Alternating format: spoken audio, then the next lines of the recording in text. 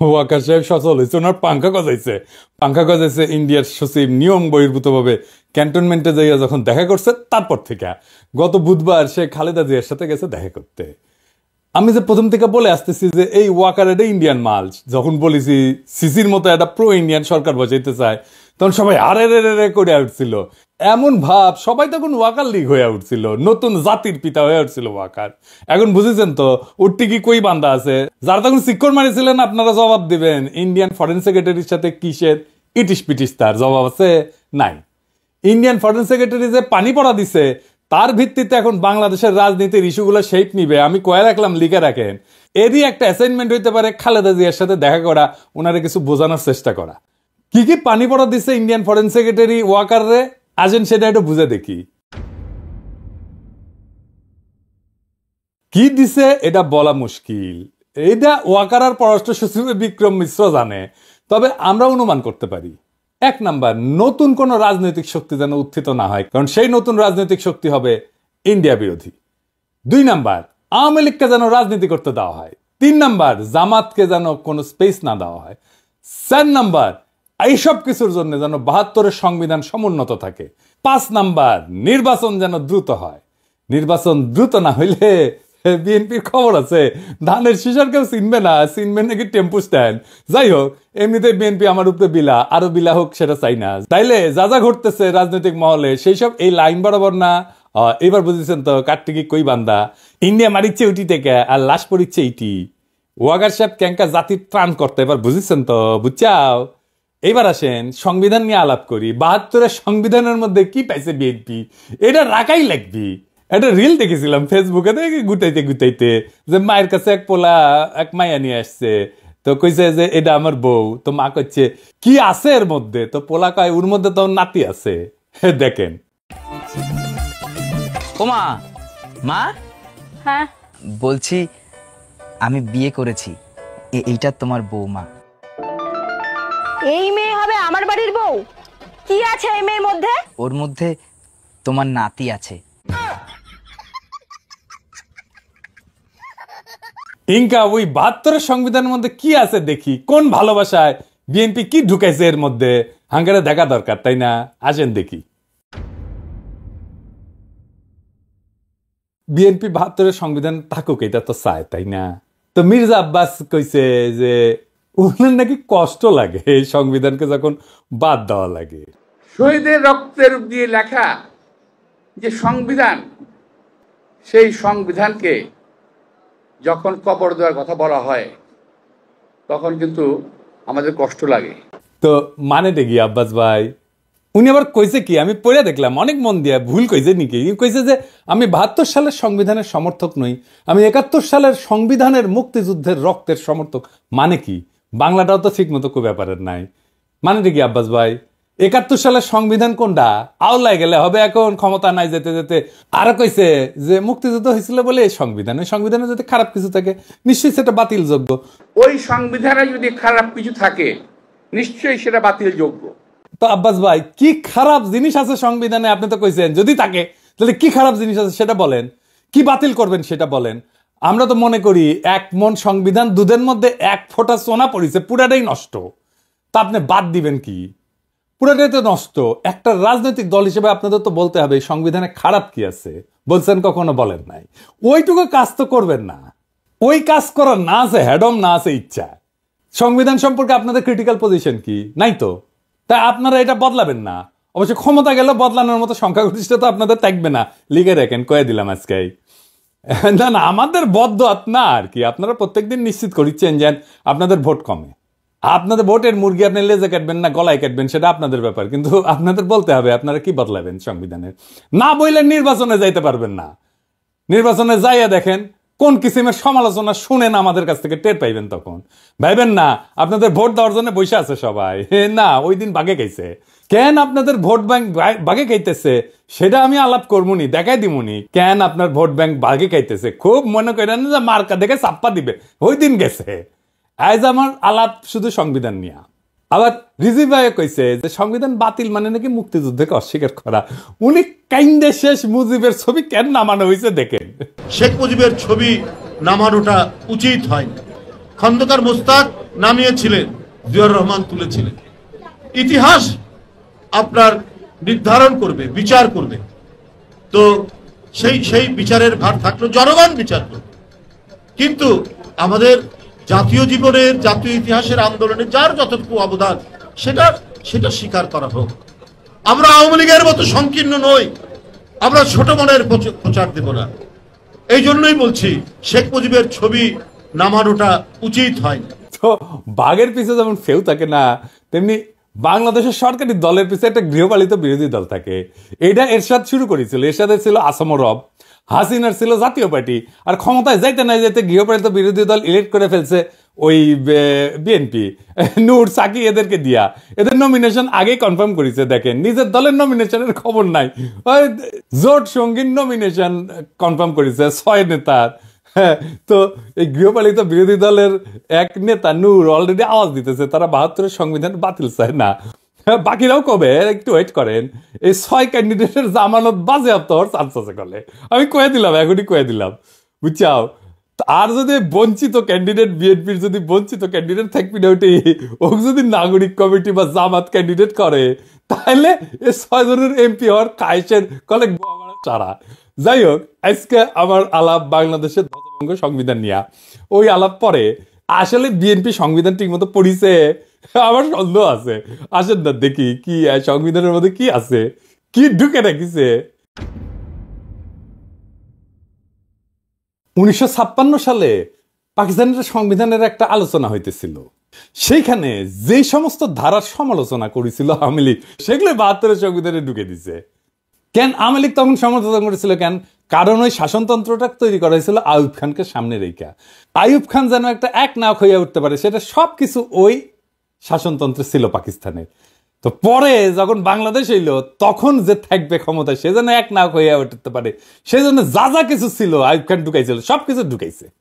পাকিস্তানের ওই শাসনতন্ত্রে যে যে ক্ষমতা দেওয়া হয়েছিল না আইয়ুব খানকে, বাংলাদেশের এই 72-এর সংবিধানে প্রধানমন্ত্রীকে সে একই রকম ক্ষমতা দেওয়া হয়েছে। আপনি তো জানেন যে এমপি ইলেকশন হয়ে আসে 300টা সিট থেকে, কিন্তু এই এমপি কি কেন স্বাধীনভাবে কোনো আলাপ করতে পারে, সিদ্ধান্ত নিতে পারে, মতামত দিতে পারে না? দলের ডিসিশনের বাইরে গেলে সদস্যপদ বাতিল হয়ে যায়। মানে হাসিনা যেটা চাইবে, বা সংসদের নেতা যেটা চাইবে, বা ভবিষ্যৎ দলের নেতা যেটা চাইবে, সেখানে এমপিদের ভোট দিতে হবে। তাহলে আলাদা আলাদা এমপি থেকে লাভ কি, তাই না? দলের সিদ্ধান্তের বাইরে যদি ভোটই দিতে না পারে, তাহলে আলাদা আলাদা ভোট করার তো দরকার নাই। 300 জন আলাদা লোকের তো দরকার নেই, একজন থাকলেই হয়তো, তাই না? এই সংবিধানে মিশামিশি মেলা কথা লেখা আছে, কথা দিয়ে ভরে রেখেছে আর কি। লিখেছে প্রজাতন্ত্রের সকল ক্ষমতার মালিক নাকি জনগণ। বাপরে, তার মানে আমি আপনি জনগণ, তা আপনি আপনি মালিক তো, তাই না? হ্যাঁ, তো লিখেছে কি? লিখেছে প্রজাতন্ত্রের সকল ক্ষমতার মালিক জনগণ। এটা দিয়া কিন্তু শেষ না, এরপরে বাক্যটা একটা সেমিকলন চিহ্ন দিয়া আবার ঘোষণা করছে যে এই ক্ষমতা কেবল সংবিধানের অধীনে ও কর্তৃত্বে কার্যকর হইবে। তাহলে প্রশ্ন যেটা স্বাভাবিকভাবে আসে সেটা হইতেছে যে সংবিধান জনগণের যে ক্ষমতা, এটা কাদের, কিভাবে প্রয়োগের দায়িত্বটা দিছে কাকে? এই ক্ষমতা কেবল সংবিধানের অধীনে ও কর্তৃত্বে কার্যকর হবে। তার মানে কি? তার মানে এই ক্ষমতাটা প্রয়োগের দায়িত্ব কারে দিছে, বুঝছেন? এই ক্ষমতা প্রয়োগের মালিক হইতেছে প্রধানমন্ত্রী। আপনি মালিক, কিন্তু প্রয়োগ করবে প্রধানমন্ত্রী। মানে বুঝেছেন তো, মালিক আপনি, কিন্তু মালিকের ক্ষমতা প্রধানমন্ত্রী। তো এই কাগজের মালিক হওয়া কাম কি, লাভ কি? বাড়ির মালিক আপনি, কিন্তু এই বাড়ির থেকে পাশের বাড়ির মুখলেস, তো এই বাড়ি থেকে আপনার লাভ কি? ভোট দেওয়ার অধিকার ছাড়া ক্ষমতা প্রয়োগের কোনো বিধান এই সংবিধানে কোথাও আপনি খুঁজে পাবেন না। তাও এই সামান্য অধিকারটাও কেড়ে নেওয়া হয়। তার ফলে সংবিধানে যাই লেখা থাকুক, মালিক বলুক যাই করুক, জনগণ আখেরে দাস হইয়া যায় রাজনৈতিক দলে। এবার আসেন রাষ্ট্রপতির ভূমিকা নিয়ে কথা বলি। সংবিধানে যে রাষ্ট্রপতি বিষয়ক অনুচ্ছেদ আছে না, ওইখানে বলা আছে যে কেবল প্রধানমন্ত্রী নিয়োগের ক্ষেত্র ব্যতীত রাষ্ট্রপতি অন্য সকল দায়িত্ব পালনে প্রধানমন্ত্রীর পরামর্শ অনুযায়ী কার্য করিবেন। তবে শর্ত থাকে যে প্রধানমন্ত্রী রাষ্ট্রপতিকে আদৌ কোনো পরামর্শ দান করিয়াছেন কিনা, এবং করিয়া থাকলে কি পরামর্শ দান করিয়াছেন, কোন আদালত সেই সম্পর্কে কোনো প্রশ্নের তদন্ত করিতে পারিবে না। অর্থাৎ সংবিধান রাষ্ট্রপতিকে যে সব ক্ষমতা দিছে বলে মনে করা হইতেছে, তার কোনোটাই আসলে তার নাই, বুহা। সবই প্রধানমন্ত্রী পরামর্শ অনুযায়ী প্রয়োগ করতে বাধ্য। তা প্রধানমন্ত্রী পরামর্শ ছাড়া যদি প্রয়োগ করতে না পারে, তাহলে রাষ্ট্রপতি থেকে লাভ কি কর বলেন তো? বিচারপতি, নির্বাচন কমিশনের নিয়োগ, সকল সাংবিধানিক পদে নিয়োগ দান, দণ্ডপ্রাপ্ত আসামির দণ্ড মওকুফ, কোনো কিছুই প্রধানমন্ত্রী পরামর্শ ব্যতীত করার ক্ষমতা সংবিধান রাষ্ট্রপতিকে দেয়নি। আবার সংবিধান পড়লে মনে হতে পারে যে রাষ্ট্রপতি প্রতিরক্ষা বাহিনীর সর্বাধিনায়ক, সে বিচারপতি নিয়োগ করে, অ্যাটর্নি জেনারেল নিয়োগ করে, নির্বাচন কমিশন, মহাহিসাব নিরীক্ষক নিয়োগ করে। কিন্তু আগের অনুচ্ছেদটা যদি দেখেন না, তাইলে এই সমস্ত ক্ষমতা আসলে দেখা যাচ্ছে যে দৃশ্যত রাষ্ট্রপতির, কিন্তু প্রকৃতপক্ষে এটা প্রধানমন্ত্রীর আন্ডারে। রাষ্ট্রপতি প্রধানমন্ত্রীর আন্ডারে চাকরি করা এক বালসুন, যার নিজের কোনো ক্ষমতা নাই, চাঁদের মতো আর কি, নিজের কোনো আলো নাই। প্রধানমন্ত্রী সূর্যের আলোতে সে আলোকিত। তো সংবিধান অনুসারে বলছে যে রাষ্ট্রপতির আছে প্রধানমন্ত্রী নিয়োগের ক্ষমতা, কিন্তু এবার বলাও আছে যে সংসদের সংখ্যাগরিষ্ঠ সদস্যের আস্থাভাজন বলে রাষ্ট্রপতির নিয়োগ প্রতীয়মান হইতে হবে। তার মানে রাষ্ট্রপতি তাকেই প্রধানমন্ত্রী নিয়োগ করবে যে সংসদের সংখ্যাগরিষ্ঠ। তার মানে তার রাষ্ট্রপতির তো আসলে কোনো ক্ষমতা নাই। প্রকৃত অর্থে প্রধানমন্ত্রী নিয়োগের ক্ষমতাও তার না। এটা হলো সংখ্যাগরিষ্ঠ সংসদ সদস্যের ক্ষমতা। তারপরে প্রধানমন্ত্রী তো প্রজাতন্ত্রের নির্বাহী ক্ষমতার অধিকারী করছেই, মন্ত্রী নিয়োগ করা, বরখাস্তের এখতিয়ার সংবিধানে প্রধানমন্ত্রীকে দিছে। বাংলাদেশের সংবিধানে প্রধানমন্ত্রীকে যে ক্ষমতা দেওয়া হয়েছে, প্রাচীনকালের সম্রাটদেরও এই ক্ষমতা ছিল না। আচ্ছা, এবার আসেন, পৃথিবীর সব দেশে ইমপিচ করা যায় রাষ্ট্রপ্রধানকে, তাই না? সংবিধান অনুসারে প্রধানমন্ত্রীকে কি ইমপিচ করা যায়? প্রধানমন্ত্রীর বিরুদ্ধে যদি কোনো অভিযোগ ওঠে, তাহলে তদন্ত করবে কে? এটাও কি রাষ্ট্রপতিকে প্রধানমন্ত্রীর সাথে পরামর্শ করে করতে হবে? প্রধান বিচারপতির বিরুদ্ধে যদি কোনো অভিযোগ ওঠে, তাহলে সেটা তদন্ত করার অধিকারী বা কে? কেমন করে করবে? প্রধানমন্ত্রী রাষ্ট্রীয় পররাষ্ট্র বিষয়ে রাষ্ট্রপতিকে অবহিত করবেন, ঠিক আছে, কিন্তু অবহিত হয়ে থাকা কি যথেষ্ট? যদি প্রধানমন্ত্রী কোনো রাষ্ট্রীয় কর্মকাণ্ড বা পররাষ্ট্র সম্পর্ক নির্ণয়, রাষ্ট্রীয় নিরাপত্তা, দেশের স্বাধীনতা, সার্বভৌমত্ব কিংবা বাংলাদেশের সংবিধানের সঙ্গে অসঙ্গতিপূর্ণ হয়, তাহলে তার বিচারটা করবে কে? এই বিচারের সুযোগ আমাদের সংবিধানে নাই। এইভাবেই সংবিধান প্রধানমন্ত্রীর স্বেচ্ছাচারিতার সুযোগ করে দেওয়া হয়েছে। এই সংবিধানের মধ্যে লুকায় আছে ফ্যাসিবাদের বীজ, এই সংবিধানের মধ্যে লুকায় আছে স্বৈরাচারের বীজ। ওই যে বলছি না, এর মধ্যে কি আছে? এইটাই আছে। ওইটাই বিএনপির পছন্দ। ও বিএনপি ওই আর একটা স্বৈরাচার হয়ে উঠতে চায়। এই যে আভ্যন্তরীণ রাজনীতি, অর্থনীতি, আইন শৃঙ্খলা পরিস্থিতিতে বিশৃঙ্খলা, অরাজকতা, এমনকি দেশদ্রোহিতা করছে যে হাসিনা, এর জন্য হাসিনাকে দায়ী, দোষী সাব্যস্ত করা, বিচার করার সাংবিধানিক সুযোগ সংবিধানে নাই। বুঝছাও? বিশ্বের সবচেয়ে ক্ষমতাধর ব্যক্তিকে, মার্কিন প্রেসিডেন্ট তো, তাই না, তারই ইমপিচ করা যায়। আর আমাদের সংবিধান এমন যে প্রধানমন্ত্রীকে ইমপিচ করা তো দূরে থাক, সাংবিধানিকভাবে তার কাছে জবাবদিহিতা চাওয়ার এবং আদায় করার কোনো সুযোগ নাই, ব্যবস্থাও নাই। এই জন্যই এই সংবিধান, ৭২-এর সংবিধান এত পছন্দ বিএনপির। বুঝছাও? এইবার আসেন দেখি যে রাষ্ট্র তার ঘোষিত নীতির উল্টা নীতিও এই সংবিধানের বলে বাস্তবায়ন করতে পারে। কেমনে? আসেন দেখি। সংবিধানে রাষ্ট্র পরিচালনার মূলনীতি লেখা আছে। তো একটা মূলনীতির তো একটা অংশ রাজনৈতিক, আমরা জানি, এবং একটা অংশ অর্থনৈতিক। রাষ্ট্র যে রাজনৈতিক এবং অর্থনৈতিক লক্ষ্য নির্ধারণ করছে, তার বাস্তবায়ন আদালতের এখতিয়ারের বাইরে রাখা হয়েছে। এই নিয়ে যদি কোনো প্রশ্ন নাও তোলা হয়, আর যদি রাষ্ট্র যদি তার ঘোষিত নীতির বিপরীতে কোনো নীতি বাস্তবায়ন করতে যায়, তাহলে সেটা আদালতে যায় বন্ধ করা যাবে না। যেমন ধরেন, আমাদের রাষ্ট্রীয় মূলনীতিতে স্বাস্থ্যকে, চিকিৎসাকে একটা মৌলিক অধিকার হিসেবে বর্ণনা করা হয়েছে। এখন আপনি যদি চিকিৎসা না পান, চিকিৎসা দিতে যদি না পারে, আপনি কি আদালতে যে মামলা করে দিতে পারবেন রাষ্ট্রের বিরুদ্ধে, সরকারের বিরুদ্ধে? পারবেন না। তো তাইলে মৌলিক অধিকার থেকে লাভ কি? এই সংসদকে 2/3 ভোটে সংবিধানের সবকিছু পরিবর্তন, স্থগিত, এটার ক্ষমতা দেওয়া হয়েছে। যেটা এমনকি মূলনীতি হইলেও, সংবিধানের মূলনীতি হইলেও, রাষ্ট্রীয় মূলনীতি হইলেও, সেটা মৌলিক অধিকার হইলেও, এমন যে কোনো কিছুই সে স্থগিত করে দিতে পারে, নষ্ট করে দিতে পারে। রাষ্ট্রের মূলনীতি বাস্তবে প্রয়োগ না করে সম্পূর্ণ বিপরীত পথে চললেও তা কোনোভাবে সংবিধানের লঙ্ঘন হবে না, যদি 2/3 ভোট আপনি পান।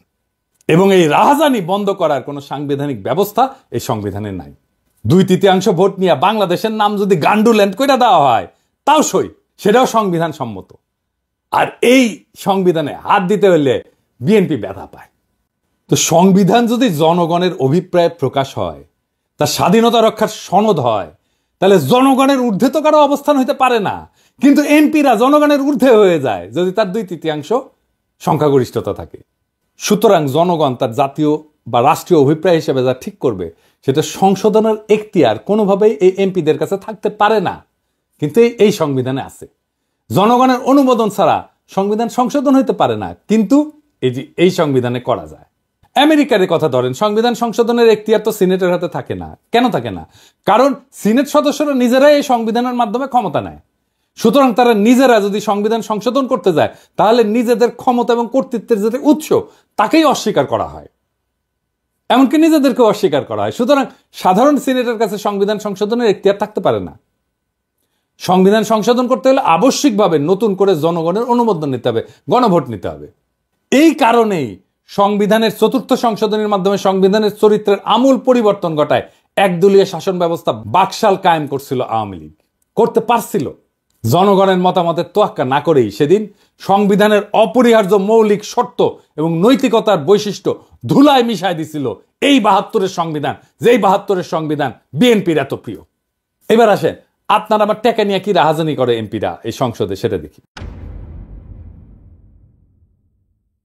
রাষ্ট্র কিভাবে কার কাছ থেকে কত টাকা আদায় করবে, কার জন্য কত টাকা খরচা করবে, সেটা নির্ধারণের জন্য যে বিল আনা হয় তাকে অর্থ বিল বলা হয়। এই অর্থ বিল সম্পর্কে আদালতে প্রশ্ন উত্থাপন করা যাবে না। রাষ্ট্রের অর্থ যে কোনোভাবে খরচা করলে, আত্মসাৎ করলে, লুণ্ঠন করলেও জনগণের পক্ষ থেকে কোনো প্রশ্ন তোলার এতটুকু অবকাশ সেখানে নাই। আপনার বালিশ যদি ১ লাখ টাকায় কেনা হয় আর সেটা যদি অর্থ বিলে অন্তর্ভুক্ত থাকে, এটা নিয়ে দুদকও কিছু করতে পারবে না। এবার বুঝেছেন তো কেন একটাও দুর্নীতির মামলা করা যায় নাই হাসিনার দলের লোকেদের বিরুদ্ধে, হাসিনার বিরুদ্ধে? এই জন্যেই এই সংবিধান বল রাইখা হাসিনার দুর্নীতির বিচার করতেই পারবেন না। এই জন্যই চাইছিলাম এই সংবিধান ছুঁড়ে ফেলে দিতে, যেই সংবিধান বিএনপির এত প্রিয়।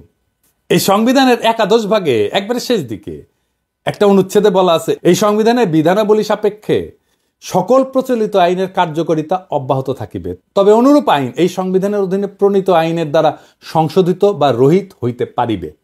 এর মানে হইতেছে পাকিস্তান আমলে যে সমস্ত আইন বিধি বিধান জারি ছিল তা ছিল ব্রিটিশদের পরিত্যক্ত, তাই দুইবার স্বাধীনতার পরেও দাড়ি কমা সমেত বাংলাদেশে জারি করা হইল সেই সমস্ত আইন।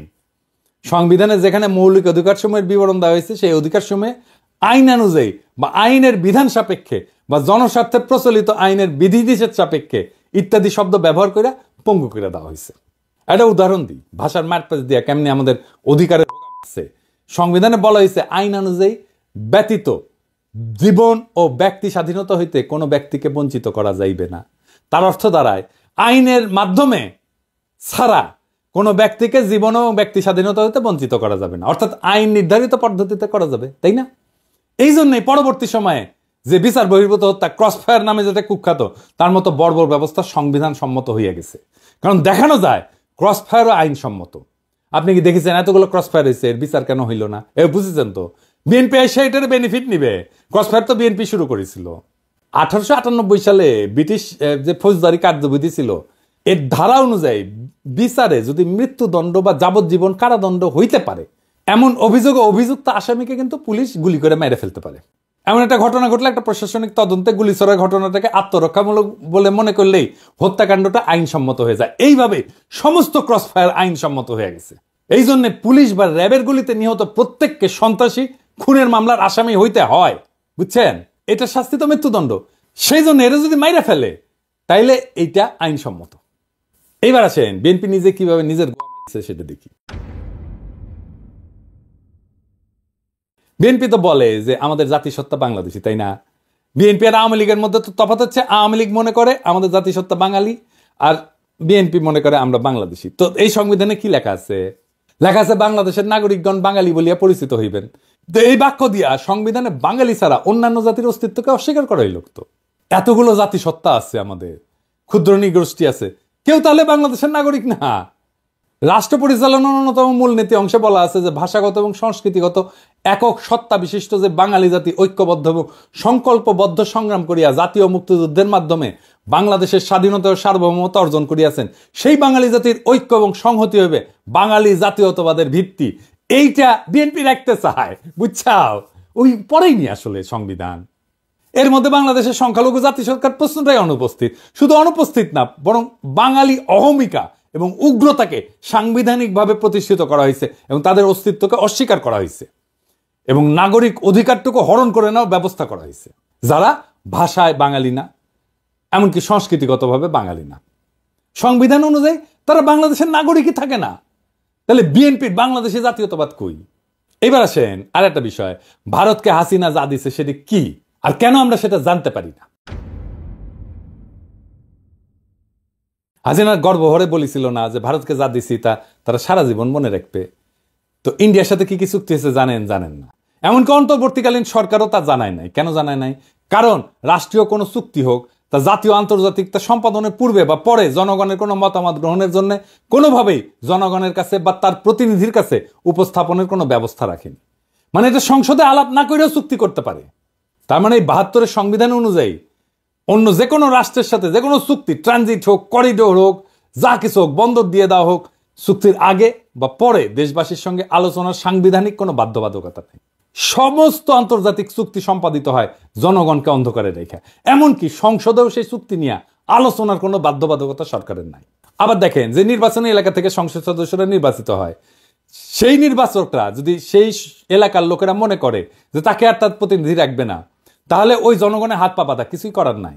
মানে টান শেষ হওয়ার আগে পর্যন্ত কিছু করতে পারে না। অর্থাৎ প্রতিনিধি প্রত্যাহার করার কোনো সুযোগ সংবিধানে নাই। সারা দুনিয়ায় সভ্য দেশে এই সুযোগ আছে।